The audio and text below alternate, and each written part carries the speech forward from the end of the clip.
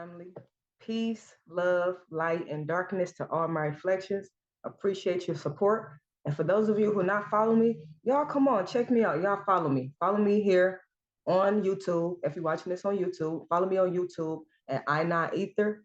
And those of you who also want to follow me on Patreon, join me on Patreon as well at I Not Ether Soul Sister. And that's SISTAR. Okay, so SISTAR. But look, today what I want to talk to y'all about is what everybody been talking about, right? And what everybody like to talk about is the Anunnaki. Now, the Anunnaki is a story of major controversy, right? And there's so many different tales on who's good or who's bad, or if they're evil or if they're good. And for the most part, when we hear about the Anunnaki story, the names that come up the most is, of course, the Most High, Anu. And then the name that also come up the most is his sons, right? Enki and Enlil. Now, what I want to talk to y'all about today, y'all, and I hope that everyone watching this video is of age, right? Legal adult age, I should say, because this video is for adults. This is for us adults, okay? Um, hold on, I'm gonna tell you why in a second. Okay, family, and the reason why this is only for adults is because we're going to talk about something that I read and looked into when it comes to the Anunnaki story, and that is like um relationships with family members, or what you would call INCEST, right? Because I don't know if I can say that, but what people will call incest. I'm just gonna say it. We grown, right? And what that is known, we frown upon that, like, oh no, like no relations with any family members, right? That is like a no. That's what all of us always been taught, and that's what we know, right? And we feel that way. I know I do. Like, nah, no way with a family member. But as we can see, especially with the Anunnaki story and many other ancient stories, and how they procreated, they did it within the family to keep the bloodline within the lineage. And what I want to talk about though is just that. I want to talk about just that. Now, look here, family. This right here, I'm about to read y'all, is from the book called The Lost Book of Enki, right? This the name of this book is. And I just want to read something to y'all, okay? Let's read this because this talks about how the affairs go between like the siblings, and how it is with the heirs, and how you produce heirs, which is with your siblings. And I want y'all to just read this with me as we talk about the story of the Anunnaki with Enki and Enlil and their sister, Ninma. So look, it says, Enki was the firstborn son. A concubine of Anu was his mother. Enlil by Antu, the spouse of Anu, was born, the legal heir. He thus became. Ninma by another concubine was mothered, a half sister of two of the half brothers she was. Now, Enlil, he is the legal heir because Anu had him by his half sister. So Anu's own half sister and himself had Enlil, which makes him the legal heir. Now it says here, if we keep on reading, that greatly beautiful she was, talking about Ninma, one quick to learn. E.S. Enki then was named by Anu to espouse Ninma was chosen. So so Enki was supposed to be married to Ninma, his sister, his half sister Ninma. This is what Anu wanted. It said, therefore, their offspring son be the legal successor thereafter to become.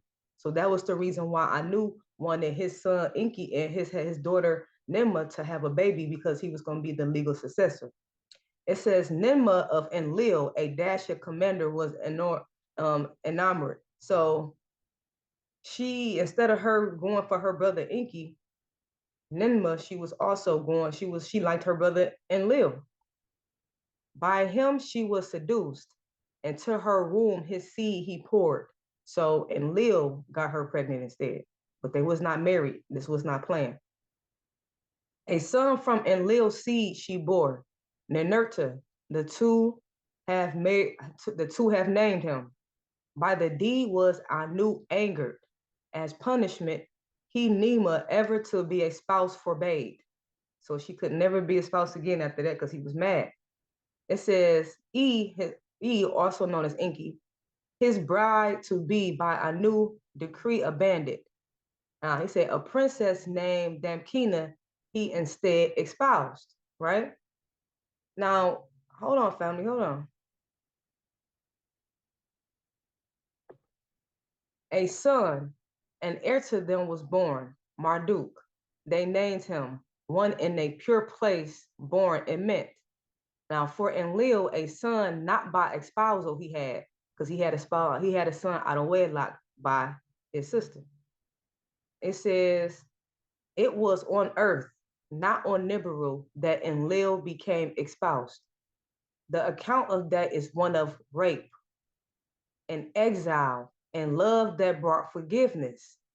See, and that is the reason why I want to talk about this video today, because this talks about, like, literally not just the relations that they have to have with each other to have their bloodline royalty going, but also the account of just RAPE that happened.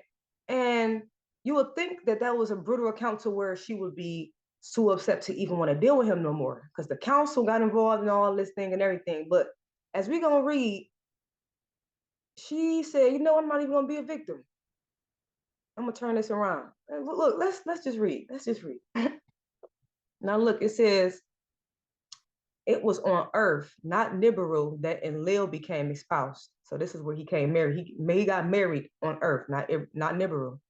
The account of that is one of rape and exile and love that brought forgiveness.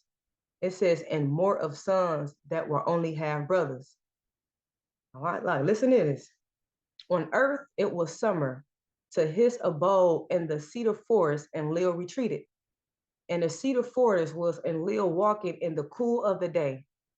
In a cool mountain stream, some of Ninma's young ones to the landing place assigned were bathing. So Ninma, his sister, she had her young ones, which was other young females that was there, that came to Earth to heal. And that was like she brought, I think it was about 50 of them, right? That she brought her to heal, and they was all women, but they was not just women, they were young too, young females. And they used to all bathe, out in the river. And they said, by the beauty and grace of one, Sue was her name, and Lil was enchanted. Now to his cedarwood abode, and Lil her invited. So, he seen them, some females, young women out there bathing, and then he decided that he wanted to take them back to the crib, basically. Now it says, he said, come partake with me in the elixir of Nibiru's fruit that grew here. So to her he said, come partake with me in the elixir. So elixir is something you drink. So that sounds like something that'll get you feeling some type of way, you know? And it said, Sue into Enlil's abode entered. The elixir in a cup to her, and Lil presented. Sue drank because he told her that the elixir was just, something that they grew, that came from their home place that they grew here. So she wanted some, right?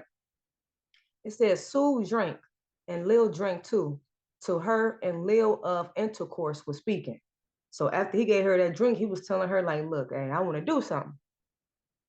He said, she's unwilling was the last. She said, as you can see, but JJ is too little. I had to say that. It knows not copulation. To Enlil, she was saying, she like, nah, it's too. I'm basically like a virgin, right? And to her Enlil of kissing was speaking. Unwilling was the lies. So he was still continuing what he was doing, kissing. And she like, hold on. She like, my lips are too small. They know not kissing. To Enlil, she was saying. And he said, and Leo laughed and embraced her. He laughed and kissed her. So, we see what that mean. Like, you know what I mean? We can see what that mean. Now it says, his semen into her womb he poured. To Ninma, Sue's commander, the immoral deed was reported. because as you can see, that was a deed of RAPE, right? Enlil, immoral one, for your deed judgment you shall face. Oh, and then that's when she got the committee involved because Ninma was not playing like, hold on, I'm just gonna take my young ones to your place, give her some basically a date rape drug, and then you did that to her. You know what I mean? So you can't have that. We gotta get the council involved. So it was a whole council of 50, but 7 was the one who gave him his fate. And family, hold on, give me a second. Okay, family, now since y'all can't see the last little part that I got here on the page, I'm gonna read it to you, okay? Now it says, Enlil, immoral one, for your deed judgment you shall face. So did Ninma to Enlil in anger say. In the presence of 50 Anunnaki, 7 who judged were assembled. Now 7 who judged on Enlil a punishment decreed. And I'm about to tell y'all the punishment right now. And I got actually a page for y'all. Hold on. Hold on. Here we go right here. It says, let Enlil from all cities be banished to a land of no return. Let him exile be. So let him be exiled all by himself.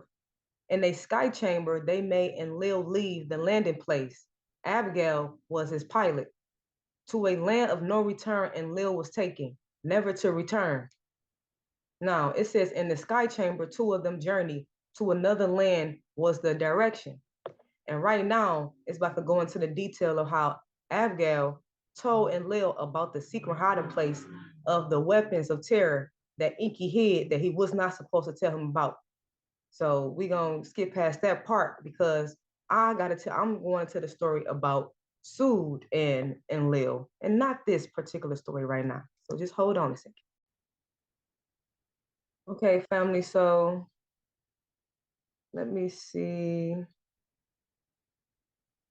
Here we go, right here it says,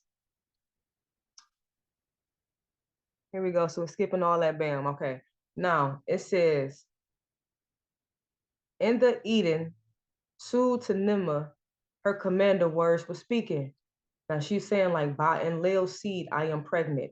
A child of Enlil in my womb has been conceived. Nimma, Su's words to Inky conveyed. So, that's what Nimma told, and that's what Su told Nimma.